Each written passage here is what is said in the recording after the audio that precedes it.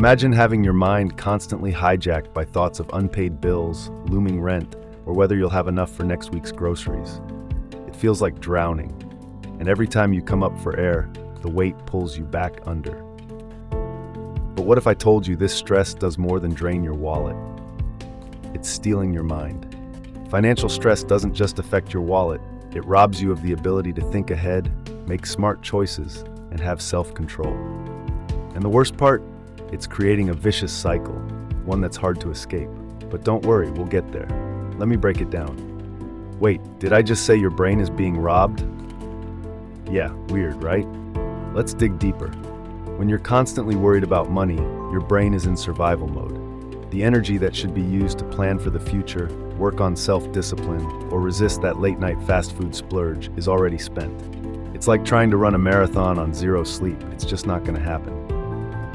Nicholas Kristof said it best: poverty imposes a mental tax, a tax that makes it harder to resist temptation, harder to delay gratification, and harder to break the bad habits that are keeping you stuck.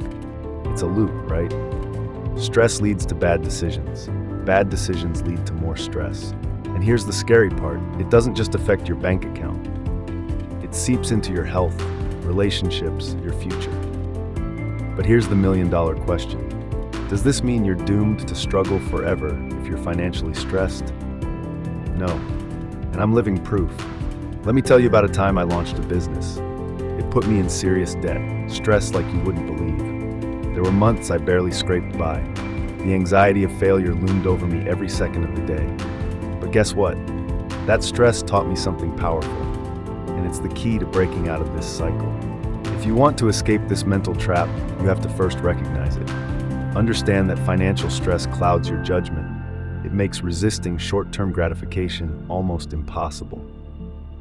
The first step to freedom?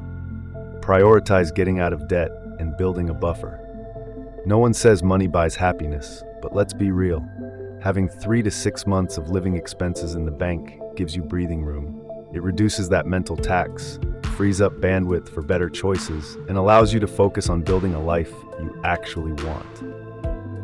So here's what you need to do next. Start small. Make paying off debt and building an emergency fund your top priority.